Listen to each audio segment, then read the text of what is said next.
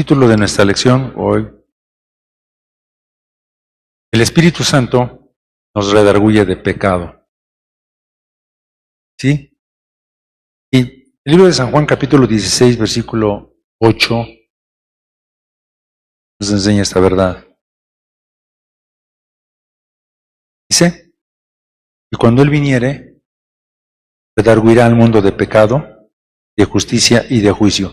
Y tenemos una de las cosas que hace el Espíritu Santo, uno de los ministerios del Espíritu Santo. No solamente es que nos da la oportunidad de hablar en otras lenguas, pero también viene a redarguirnos de pecado, ¿sí? Entonces, el propósito de la lección es conocer maneras en las que el Espíritu Santo nos redarguye sobre las cosas que no le agradan a Dios. Y comprender que el Espíritu Santo siempre nos alerta antes de tomar decisiones. Es decir, que tenemos a alguien que nos dice: hey, cuidado, ¿no? Y nos pone una luz roja, ¿no? Ten cuidado. Gracias a Dios que tenemos una ayuda importante. Entonces, ¿qué hace? El Espíritu Santo nos alerta, ¿verdad? Antes de que tomemos decisiones. Luego, también parte de esta lección es que seamos desafiados escuchar la voz del Espíritu Santo cuando nos esté previniendo o alertando. Ahora, déjenme decirles algo. Podemos tomar el ejemplo cuando vienen los sismos, ¿no? Por ejemplo, los sismos son fenómenos naturales con los que habitantes de algunas ciudades del mundo pues han aprendido a vivir. Sabemos que hay lugares donde constantemente está habiendo actividad. Por ejemplo, Japón, ¿no? Hay otra parte también donde, creo que Chile también, y son muy fuertes, ¿no? Entonces ellos han aprendido a vivir en medio de todos estos terremotos, estos temblores, ¿no? Pero aún así hay casos en que sorpresivamente algunas regiones son visitadas, como el caso también de nuestro país, ¿no? Dios nos guarde, ¿no? Y muchas veces son visitados por tragedias, destrucción y muerte debido a los fuertes terremotos, porque además sabemos que son cosas proféticas. Amén. Y sabemos que hay una cosa importante por las que entendemos que la tierra tiembla o porque hay terremotos, y es porque el hombre falla en darle la alabanza a Dios. Esto es un hecho, ¿no? Bueno, entonces, pero en años recientes algunas ciudades importantes como la Ciudad de México, o como en la Ciudad de México, se han instalado sistemas de alarmas sísmicas, que por cierto de repente las escuchamos, no sé ustedes, pero sienten que se paran los cabellos, ¿no? Ustedes no tienen temor cuando suena las alarmas. Luego hay quienes hasta le ponen, creo, celular, ya el timbre ese, y pues bueno, como quiera que sea, nosotros sabemos que funciona a base de mecanismo de potentes sensores que se activan aproximadamente entre 60 a 80 segundos previo a la llegada de las ondas sísmicas. Está programado, aunque de repente falla, ¿no?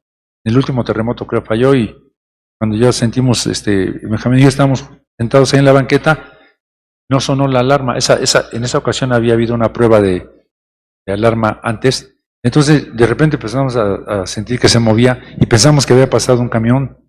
Pero de repente cuando nos levantamos ya estaba el terremoto y entonces ya sonó, pero estuvo fuerte esto. Bueno, como quiera que sea, los altavoces ubicados en diferentes puntos de la ciudad emiten sonidos, ¿no? De alerta, ¿no? Y sabemos que las instrucciones que se nos han dado: no corro, no grito, no entro en pánico, no empujo, ¿cierto? Contéstenme. Son las voces de una persona que debiera repetirse constantemente y también en los simulacros, ¿no? Bueno, pero finalmente cuando llega eso es en lo último que la gente piensa, ¿no?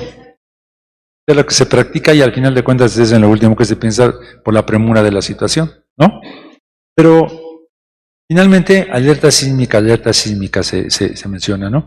Entonces la persona tiene menos de un minuto para recordar lo que tiene que hacer dentro de un temblor.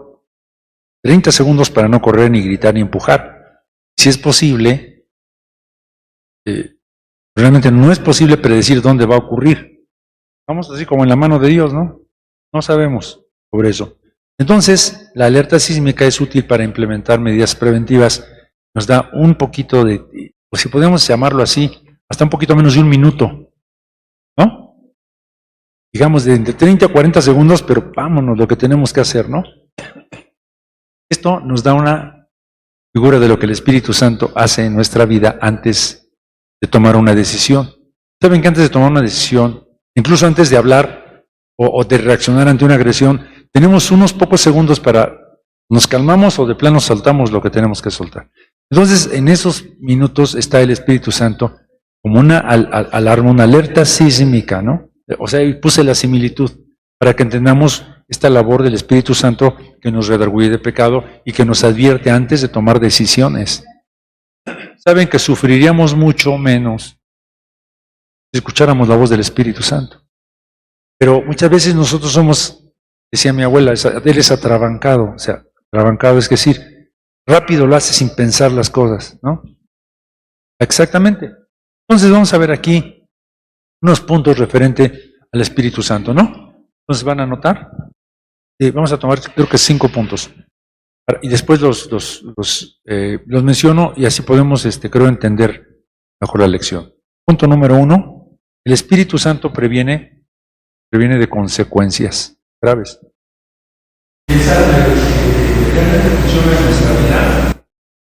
Dios nos ha dado el Espíritu y debe funcionar, debemos permitir que funcione, porque Dios nos lo dio precisamente para nuestra ayuda, ¿no? Entonces, no eviten la voz del Espíritu, escuchen la voz del Espíritu de Dios. Bueno, entonces, punto número 1, nos previene de graves consecuencias, ¿sí? Punto número 2, el Espíritu Santo redarguye del pecado. ¿Sí? Cuando el hombre peca, en tercer lugar, cuando el hombre peca, experimenta remordimiento. Tercer punto, ¿no? Cuando el hombre peca, experimenta remordimiento. Entonces, tenemos los puntos, ¿no? Para que ustedes los vayan anotando. ¿Quedamos en el 3? Sí, después de que el hombre peca, ¿qué? Ok, experimenta remordimiento. Número 4. Reconocer la falta. Reconocer la falta, o sea, debemos reconocer la falta, sí, o sea, el error pues o el pecado. Sí, que esto es muy importante, es reconocer la falta. Sí. Y número 5 es entonces llevarlos a la cruz. Los pecados, o sea, llevar a la cruz. No estamos hablando de otra cosa más que llevar nuestras fallas a la cruz. Ahora, para que sea simple, miren, lo que yo hago es, cuando tengo allá una cosa que arreglar con Dios, entonces vengo ante este altar y así le digo literalmente, Señor, lo traigo a tu altar, ¿no? Aquí está esta falla, ¿qué hacemos con ello? Yo no la quiero, ya me está causando muchos problemas. Entonces, ¿qué estoy haciendo? Estoy llevando mi falta a la cruz. Crucificar eso. ¿Amén? Bueno, entonces, pero vámonos entonces en el primer orden aquí, primer punto. Es previene de consecuencias graves. Entonces, en San Juan, bueno, vimos entonces cuando Él viniere, redarguirá al mundo de pecado y de justicia y de juicio. De pecado por cuanto no creen en mí. Dice en el siguiente versículo, ¿no? En el versículo 9. Fíjense, de pecado ciertamente por cuanto no creen en mí. Entonces, uno de los más grandes pecados que hay es no creer en Jesús. Es el rechazo a Jesucristo. Ahora, originalmente no era el plan de Dios que el Espíritu Santo redarguyera o mostrara la equivocación referente al pecado, a la falla del hombre, porque el hombre fue creado sin pecado. Entonces, originalmente no tenía ministerio en el hombre, sino fue hasta que el hombre pecó, como tuvo que venir este ministerio del Espíritu Santo para redarguir de las cosas que el hombre hace, equivocadas, ¿no? El hombre decidió desobedecer a su Creador y fue así. Fíjense, hermanos, lo que voy a decir. Cuando el hombre pecó, desobedeció a Dios, dentro de el plan de Dios se activó una cláusula que Dios había previsto. Era que el Espíritu Santo redarguyera de pecado.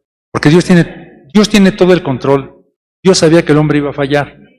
Sabemos que algo que me ha impactado es que lo primero que el Señor reveló fue el propósito de su voluntad, ¿no? Razón, que es razón. Tener una deuda consigo mismo. ¿Verdad que sí? Dios hizo un pacto consigo mismo y adquirió una deuda consigo mismo, una promesa consigo mismo de dar a conocer su nombre. ¿Y por qué Dios quiere dar a conocer su nombre? Porque es muy bello, porque está lleno de misericordia, porque es impactante. Entonces, ese plan maestro, Dios tomó una deuda consigo mismo. Pero fíjense que esa palabra razón también significa perdonar, condonar. Entonces, ¿qué iba Dios a perdonar si no había pecado? Porque obviamente entonces el Señor iba a crear seres con voluntad, que tenían la capacidad de en un momento dado de elegir mal. Pero Dios ya había hecho una provisión desde que cualquier cosa fuese. Yo digo esto porque el hombre fue creado perfecto, estaba en inocencia, entonces no estaba activado este ministerio de redarguir, pero cuando el hombre pecó, se activó el botón y la cláusula del plan de Dios para que el hombre fuera redarguido de su pecado. Gracias, Dios. Y el Espíritu Santo tenía que desempeñar esta función de convencer y oponerse a la presencia de la maldad del corazón. ¿Saben ustedes, hermanos? La Escritura dice que cuando, un poquito antes de la venida del Señor, y una de las señales es que la maldad va a crecer. ¿Están viendo cómo crece la maldad? Espantosamente está creciendo la maldad. Cosas que no habíamos visto jamás. ¿Qué sabemos? El Señor viene pronto. Pero ¿quién detiene que toda la maldad se suelte? El Espíritu Santo. Hasta que se ha quitado. Cuando sea el arrebatamiento, la persona del Espíritu Santo se irá de la tierra. ¿Y qué quedará en la tierra? Solo la omnipresencia de Dios. Bueno, entonces la tercera persona de la Trinidad, que es el Espíritu Santo, Dios mismo, posee una voz divina. Y esa voz divina te va a prevenir de experimentar consecuencias graves de destrucción y de muerte espiritual si atiendes un poquito antes de cometer algún error, ¿no? No solamente actúa cuando ya se ha quebrantado la ley, sino antes hay una prevención. Esta voz nos previene. Y obviamente después, si hemos quebrantado el mandamiento, entonces esta voz nuevamente viene para redarguirnos de lo que hemos hecho. Y el Espíritu Santo es el que te lleva al arrepentimiento. Así es que ni siquiera el arrepentimiento es de nosotros. Es el Espíritu Santo el que obra en nosotros. Un arrepentimiento. Y después de esta influencia maravillosa del Espíritu Santo y del arrepentimiento hacia nosotros, gracias a Dios que nos empuja a la sangre de Jesús. Aleluya. Así que actualmente el Espíritu Santo llena al creyente con su presencia. ¿Saben ustedes? Su presencia es el mejor antídoto contra el pecado. Gracias, Señor. Dice la Escritura que Él nos conduce a toda verdad. Cuando alguien está lleno del Espíritu Santo, ¿qué produce en él? ¿Cómo saber cuando una persona está llena del Espíritu Santo? ¿Cómo saber? Porque produce pensamientos buenos, emociones buenas. Solo querer tener el conocimiento de Jesús. El apóstol Pablo dijo en 1 Corintios 2:2, cuando estuve entre vosotros, no me propuse saber algo entre vosotros, sino a Jesucristo y a este crucificado. Ok. La llena del Espíritu Santo tiene pensamientos santos, pensamientos puros, porque el Espíritu Santo está causando una influencia santa, ya que es santo. ¿Me explico? Es bueno hablar cosas buenas. Amén. También es maravilloso pensar cosas buenas. Tenemos dos fuentes de pensamiento, la fuente de nuestro corazón viejo que constantemente está lanzando pensamientos a nosotros, un montón de pensamientos tontos, ¿no es así? Bueno, por ahí decían, no sé si sea verdad, no recuerdo bien el dato, que nosotros producimos, dicen los sabios, producimos aproximadamente 60 o 70 mil pensamientos diarios. ¿Cuántos de esos pensamientos son buenos? Ahora, cuando estamos llenos del Espíritu Santo, vamos a tener un balance que se incline hacia las cosas buenas. ¿Qué son importantes los pensamientos? Porque de ahí nacen tus sentimientos. Acuérdense que los pensamientos son padres de los sentimientos. Así que como yo me siento es como yo pienso. ¿Es importante? Aquí el problema es que la naturaleza humana tiene inclinación hacia pecar. Así, por naturaleza, siempre busca el pecado, siempre busca el mal. Ahora, esto nos lo dice en el libro de Romanos 7:15. En Romanos 7:15 nos dice que tenemos una naturaleza que es propensa a pecar. Y está ahí, ¿no? Dice, porque lo que hago no lo entiendo, ni lo que quiero hago. Antes lo que aborrezco, aquello hago. El apóstol dice, me encuentro que en mí hay una ley que se llama pecado, que me hace hacer las cosas que no quiero hacer. Es más, aquello que aborrezco, lo hago. Eso es algo terrible porque es una aflicción para alguien hacer algo que aborrece. ¿Verdad que sí? Pero en realidad, todo ser humano ha sido afectado por el pecado y no quedan excluidos los cristianos. Al igual que nosotros, el apóstol Pablo afirmó aquí la realidad en su propia vida. Y miren, ¿quién era el apóstol Pablo? El problema es cuando el Señor revela las pasiones o las emociones de una persona, los demás cristianos se espantan. No estoy diciendo que esté bien. Lo que estoy diciendo es que la Escritura nos menciona que hay una naturaleza en nosotros que es propensa a pecar. Por esto necesitamos la ayuda divina, por eso necesitamos un principio que se llama arrepentimiento y una preciosa sustancia que se llama la sangre de Jesús. Por ejemplo, busquen Santiago 5:17. Hace poquito mencionamos esto. El profeta Elías, sujeto a pasiones como nosotros hoy. Fíjense lo que pudo hacer, ¿no? Grandes cosas. Pero la Escritura nos enseña precisamente que nosotros luchamos con diferentes pasiones. Ahora, generalmente cuando hablamos de pasiones, inmediatamente todos pensamos, o la mayoría, en lujuria. Pero eso solamente es una pasión. Pero hay pasión por el dinero, hay pasión, y el enojo es una pasión. Hay muchas cosas que incluso nos someten, nos sujetan, ¿no? Nos controlan, pues. Entonces, tenemos que entender que aquí está hablando en plural, ¿sí o no? Pasiones. Pasiones.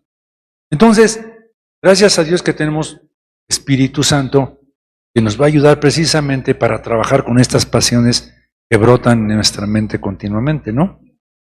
Bien, también son tendencias, inclinaciones y tentaciones de todo ser humano. Todo ser humano no está exento de pecar y de hacer lo malo. Pero cuando se ha llegado a cometer algún ilícito, referente a las leyes de Dios, entonces entra nuevamente el Espíritu Santo y hace funcionar un plan urgente. Gloria a Dios. Un plan urgente. Y este plan urgente consiste en revertir los efectos destructivos del pecado. Por eso, antes de cometer un ilícito, dentro del creyente se activa algo que le avisa que es importante. Por eso tomamos el ejemplo de la alarma sísmica, ¿no? Que es algo que se va a activar en nosotros, que dice, hey, cuidado. En Efesios 5:1 dice así. Es muy importante. ¿Lo tienen ya? Mas todas las cosas, cuando son redargüidas, son manifestadas por la luz, porque lo que manifiesta todo es la luz. Ahora no quiero ahondar aquí, pero hay un principio muy hermoso en relación a qué es la luz de Dios. Dice que la luz del Señor, la luz revela, ¿qué cosa? Todo.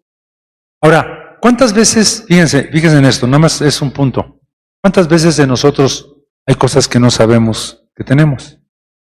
Y Dios se encarga de mandar una situación o una persona que nos prende, nos hace enojar, o nos hace un mal, y ¿saben qué? Brota lo que tenemos. Y esa persona malvada resultó ser un chispazo de luz que vino de Dios para revelar o exponer algo que hay dentro de nosotros. Porque la luz expone las tinieblas. Expone lo que hay oculto en las tinieblas.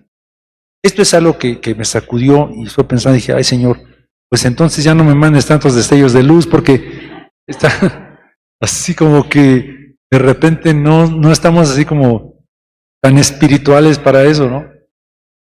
Bueno, pero regresando aquí. La luz de Dios se acciona en la vida de una persona, brilla antes, como un chispazo, cuando la persona va a hacer una mala decisión.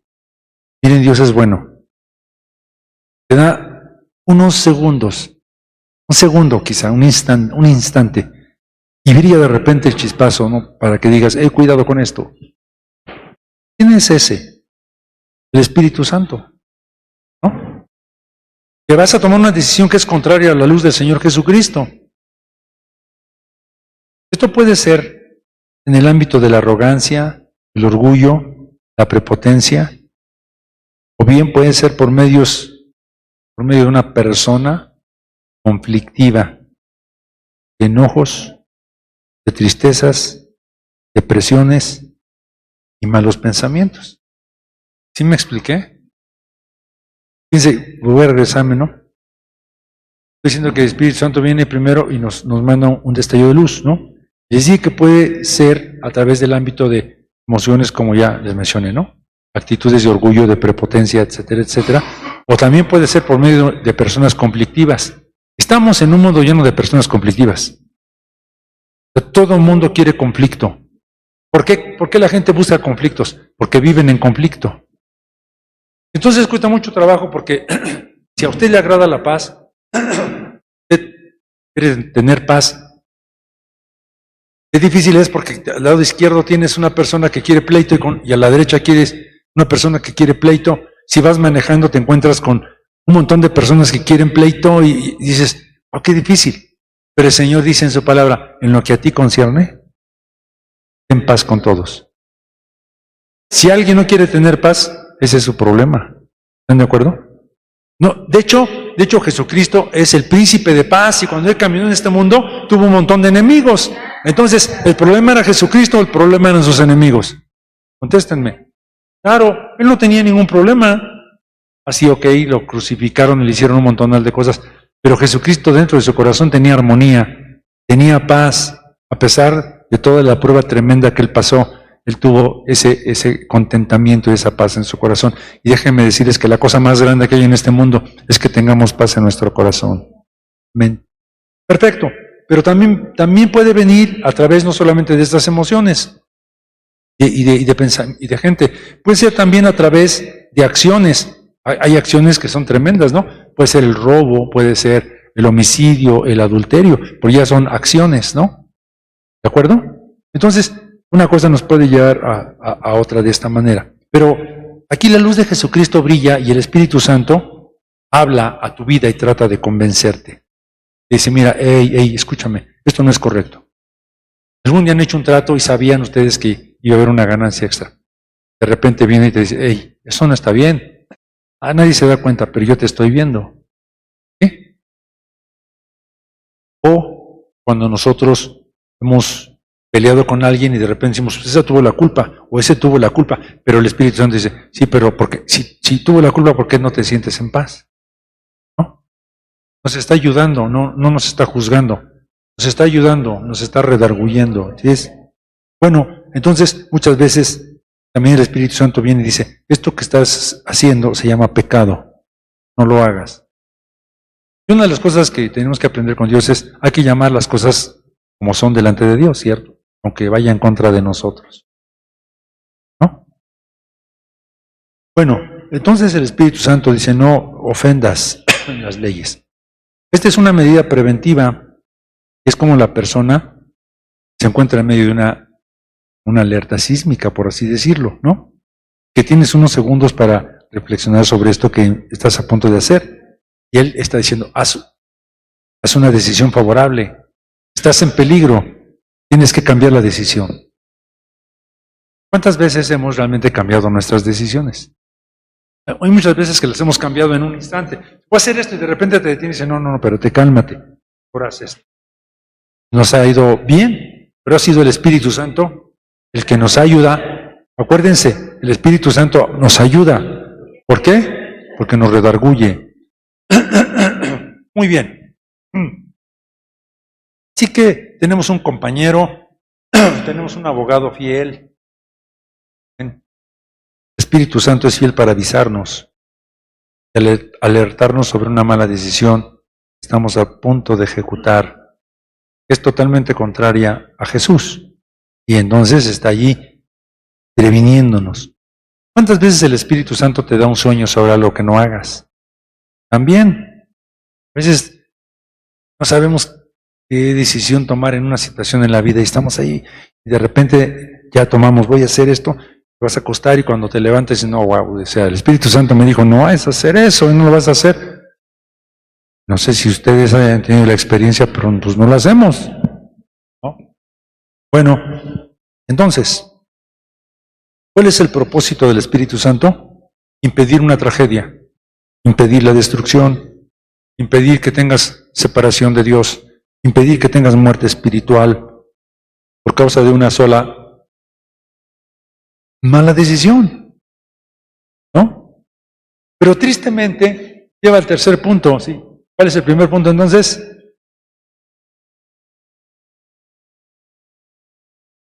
Ok, esto es lo que estamos viendo, ¿no? El punto número 2. Porque lamentablemente sí nos vamos y tomamos malas decisiones y pecamos. Entonces, la debilidad del hombre peca, ¿no? Pero aquí está el Espíritu Santo y viene entonces a redarguir. Y entonces aquí vamos a ir a un salmo que es uno de mis favoritos, el Salmo 51. He aquí, pues, ¿cómo empieza? Ten piedad de mí, oh Dios, conforme a tu misericordia. Conforme a la multitud de tus piedades, borra mis rebeliones. Lávame y límpiame de mi pecado, porque yo reconozco mis rebeliones y mi pecado está siempre delante de mí. Nos quedamos en el versículo 3, porque yo reconozco mis rebeliones. Esta es la solución cuando hemos pecado. ¿Vieron esto? La hermana Hicks, antes de partir, y estaba dando algunas lecciones sobre el cuarto de la honestidad. A mí me ha costado trabajar en ese cuarto de la honestidad. Cuando tú entras al cuarto de la honestidad, le tienes que decir a Dios lo que has pensado y lo que has hecho, tal cual.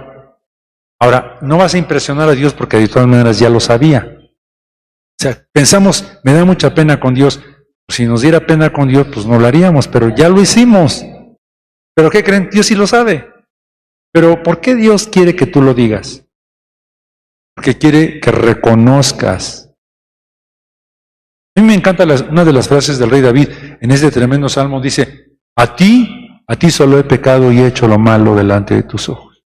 No es que ofendí a mi hermano, a mis hijos, No, espérame. Al primero que ofendemos es a Dios. Por lo tanto, cuando nos arrepentimos, al primero que le tenemos que decir, Señor, la verdad, a ti he pecado contra ti. Y ya después, ok, el Señor me va a indicar cómo le hago para reconciliarme con los demás. A ti solo he pecado.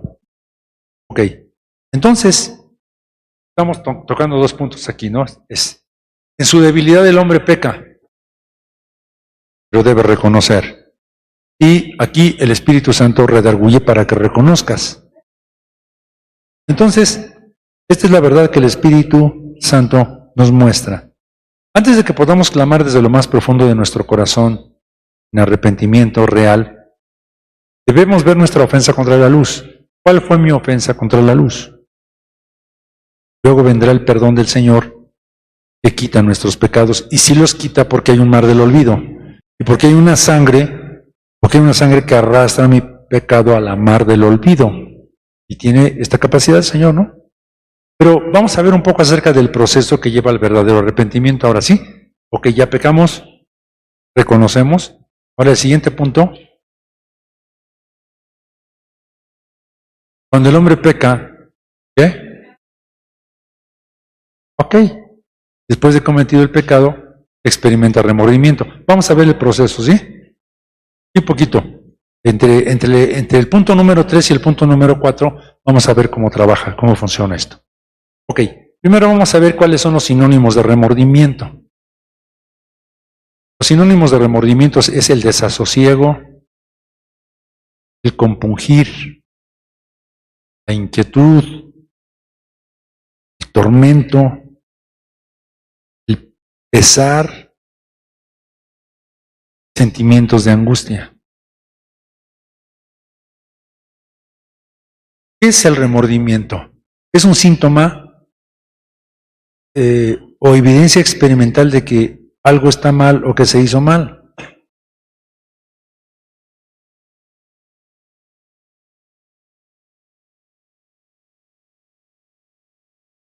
Cuando el Señor me ha dado luz sobre alguna cosa, saben que tengo mucho de qué arrepentirme ahora, más que cuando era.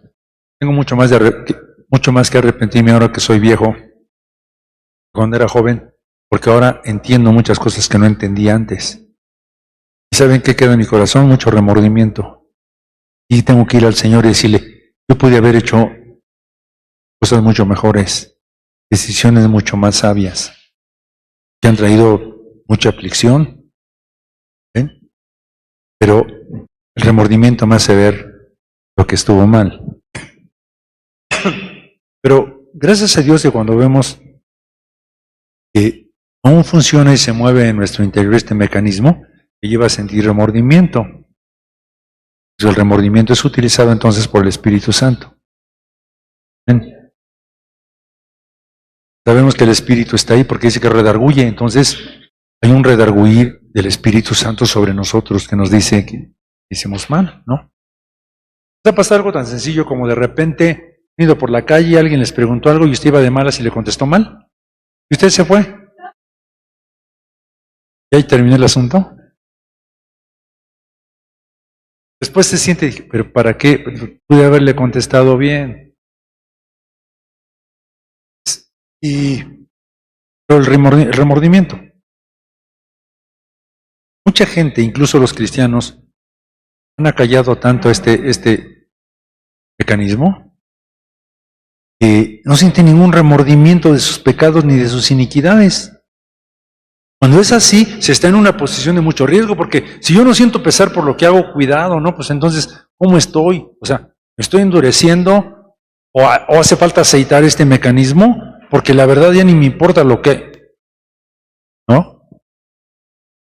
No sé si me explico. Estamos en una posición riesgosa cuando no tenemos remordimiento. Pecar sin remordimiento, no sentir inquietud por un mal proceder, no sentir tormento o sentimiento de angustia es una condición muy peligrosa para el creyente. Entonces, nosotros necesitamos que funcione este mecanismo dentro de nosotros, porque esto nos da oportunidad a reconocer. Hay personas que les dicen, piensan que están bien, ¿no? Oye, pero es que, no, a mí ni me digas eso, no siente nada. ¿Cómo pueden reconocer si no hay remordimiento? Entonces, el remordimiento es un mecanismo, nos lleva a reconocer nuestras rebeliones. Entonces, el siguiente punto, número 4, ¿cuál es el punto? Reconocer nuestras rebeliones. Sí, reconocer la falta. Es nuestras rebeliones porque estamos utilizando el texto de Isaías, ¿no? Perdón, de Isaías, de Salmo 51. Porque yo reconozco mis rebeliones y mi pecado está siempre delante de mí. Ok, aquí vamos a ver entonces, ¿les parece bien? 3 incisos, ¿sí? Para aquí en el 4, ¿sí? Primero, reconozco o reconocer. La palabra reconozco es la palabra hebrea yadá. Este es el inciso A. La palabra hebrea yadá significa ver.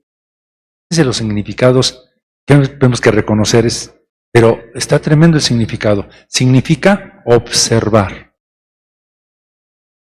Así que para que yo reconozca algo, yo necesito hacer una reflexión, ¿no? Significa percibir. También significa discernimiento. Así es que cuando yo reconozco es porque ya tuve el discernimiento de la magnitud de mi falla. Significa distinguir. Significa notar. Notar. Significa entender. ¿Saben ustedes por qué el padre no le preguntó nada al hijo pródigo? Él hizo su discurso, ¿no?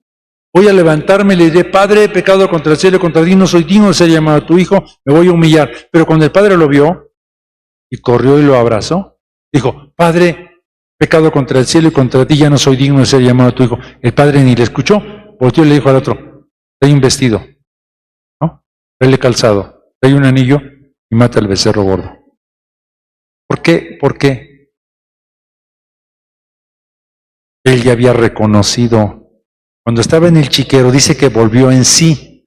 En ese momento se abrió el panorama, vio su condición, reconoció su necesidad y por eso dijo, voy a regresar y me voy a humillar. Había reconocido su falla y entonces el padre ya no necesitaba porque él ya había tenido una visión, un discernimiento del mal que había hecho. Entonces todo lo que tenía que hacer el padre era redimirlo. ¿Cuál fue el problema del hijo grande, el hijo mayor? No reconocía.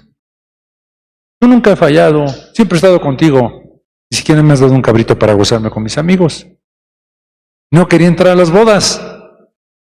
El padre salió, el padre salió a rogarle para que entrara. ¿Estaba reconociendo el hijo mayor que era indigno? No, él era digno.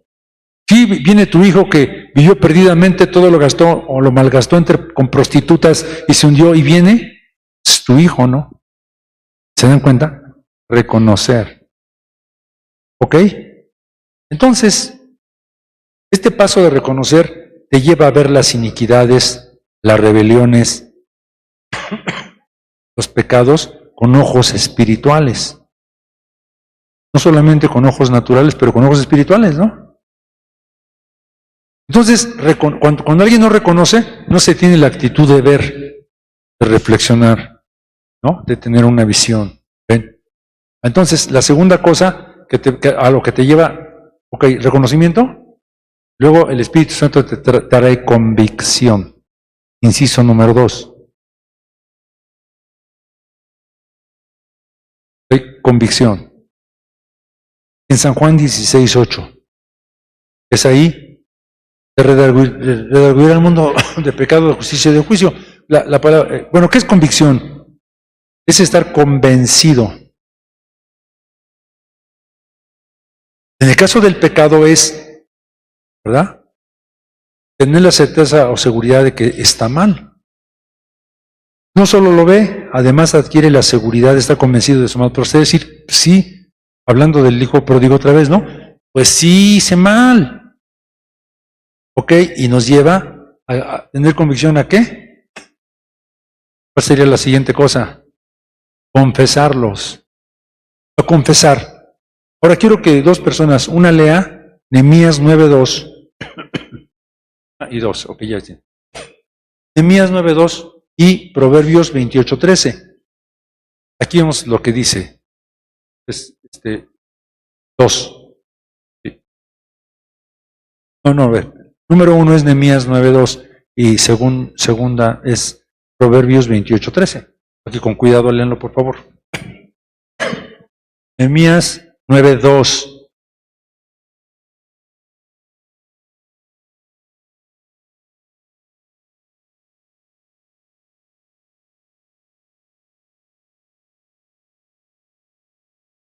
Se pusieron de pie y confesaron las iniquidades de sus padres. Proverbios 28:13, hermana. Fuerte.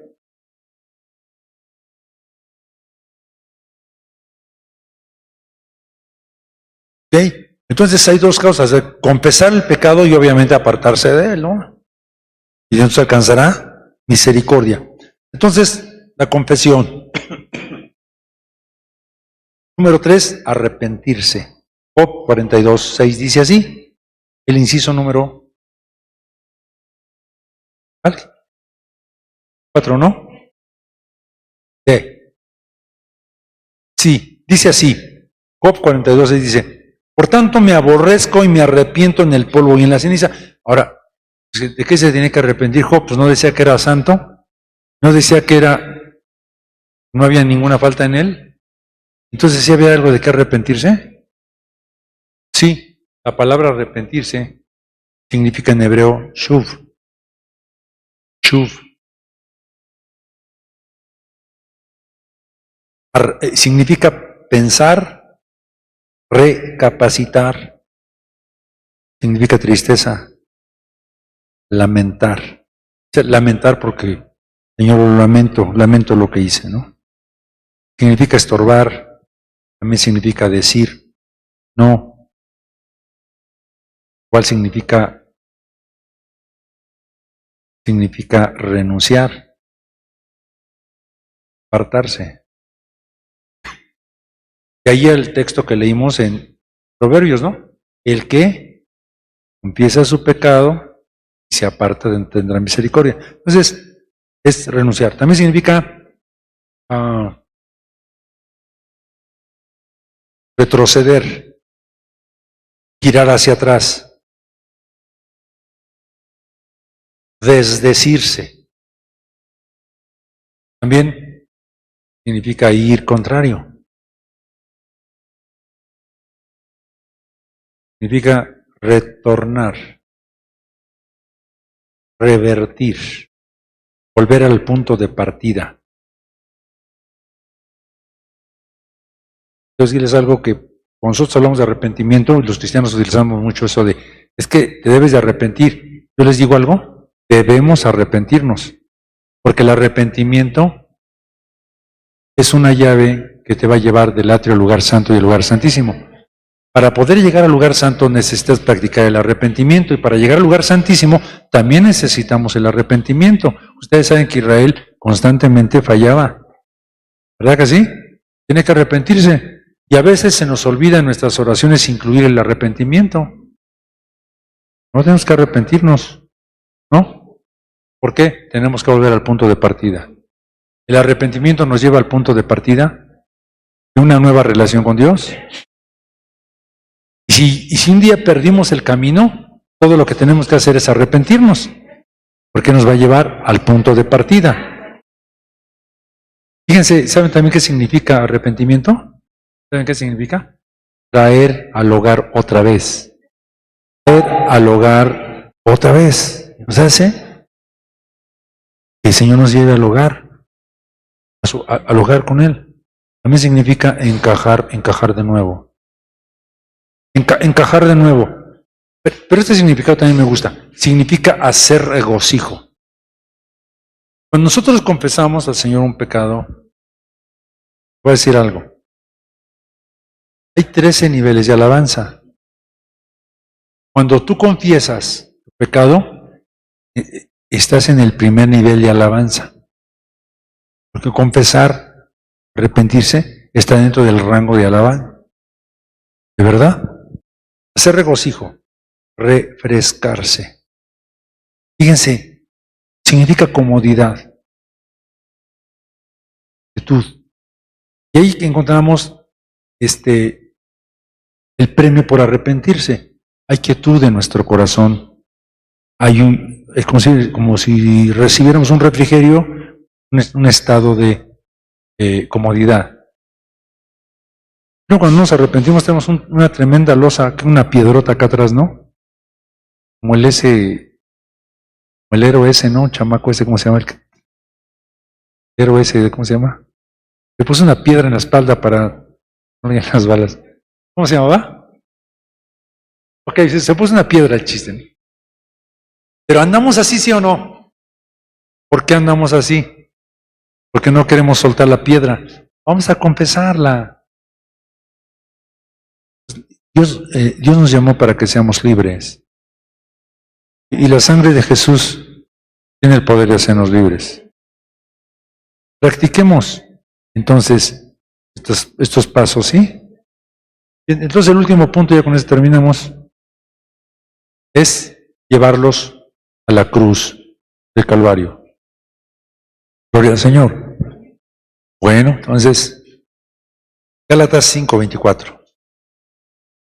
Porque los que son de Cristo han crucificado la carne con sus afectos y concupiscencias. Nos cuesta mucho trabajo pensar cómo es eso de que tengo que crucificar. Pero ya les dije que lo simplificamos cuando decimos, llévalos al altar. O sea, entrégalos, ¿no? Entrégalos al altar. Entonces, crucificarlos. Señor, y Él lo va a hacer. Entonces, aquellos que son de Cristo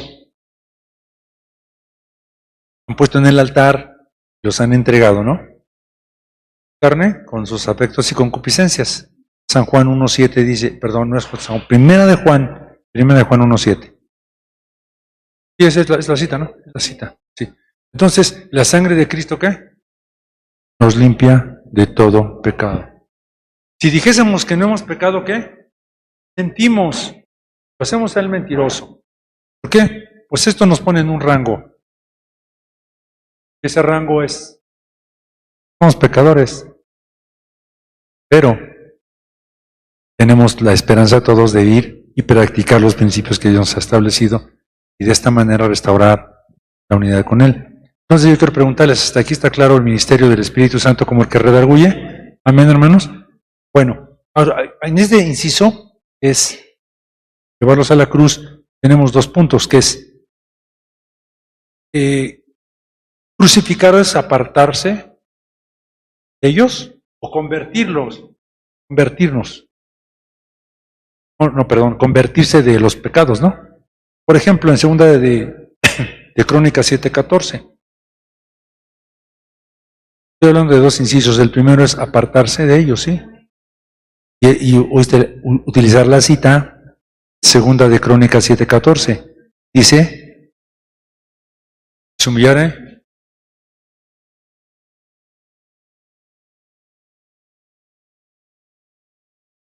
4 cosas que tenemos que hacer. Se humillare mi pueblo, 1, 2.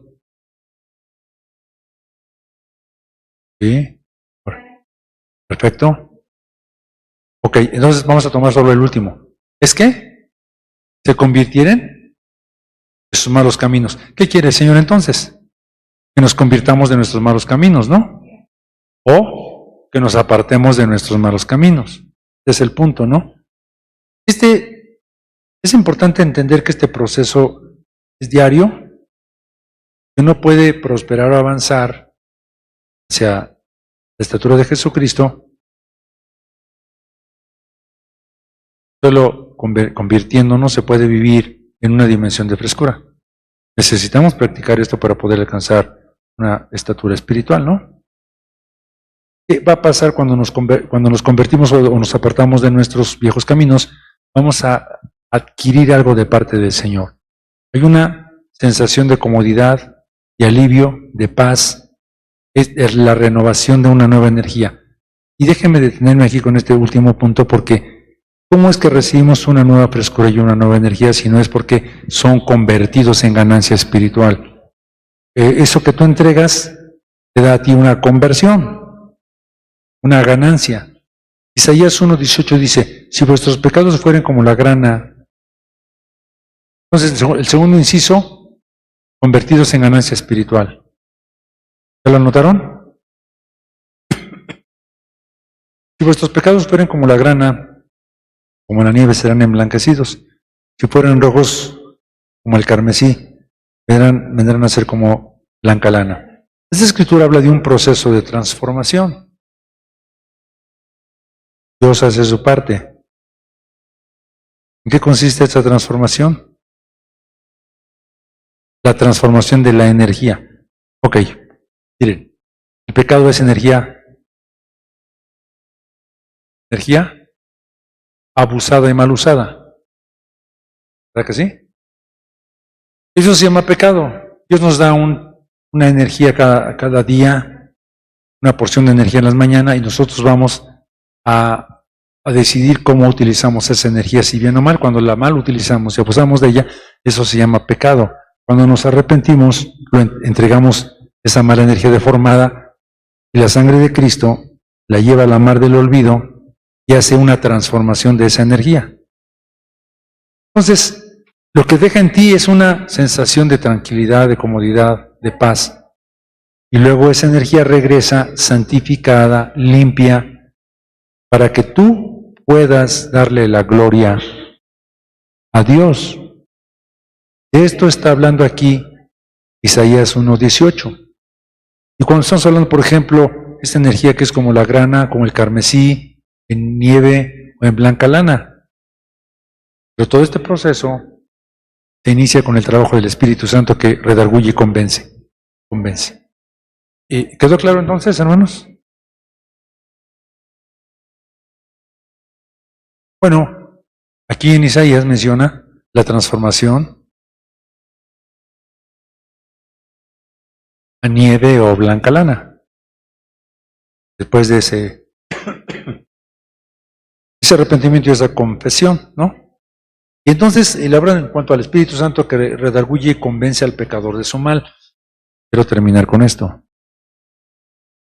¿Saben ustedes que tengo no, casi menos de una hora hablando? Y lo que les estoy compartiendo es la palabra de Dios. Pero quieren que les diga algo. Después de hablar una hora, yo podría no convencerlos. Quien hace la labor de convencimiento es el Espíritu Santo. El que usted haga suya esta palabra no es trabajo mío, es trabajo del Espíritu Santo. Él es el que puede convencer a cada uno de ustedes sobre la verdad que han recibido. Si usted siente de alguna manera que hay una parte en la palabra que le ha llegado, que ha rasgado algo allí, y tiene que entender que el Espíritu Santo está haciendo una labor en ustedes. Eso no es cosa del maestro. Cuando ustedes hablan de salvación, ustedes no van a convencer a nadie. Hay gente que dice, pues vamos a ganar almas para Cristo. Pues te voy a convencer. Es que lo convencí. Usted no convenció a nadie. Fue el Espíritu Santo el que lo convenció. Además, usted está aquí no porque lo convenció su hermano, su papá, o su esposo, o su esposa. Usted está aquí porque el Espíritu Santo lo convenció. Eso creo. ¿Cuántos pueden decir amén? Así que se puede decir que hay una característica en los que estamos aquí. Estamos por convicción. Así es, hermanos. Esto es gracias entonces al Espíritu de Dios. Vamos a ponernos de pie y vamos a darle gracias a Dios por su palabra.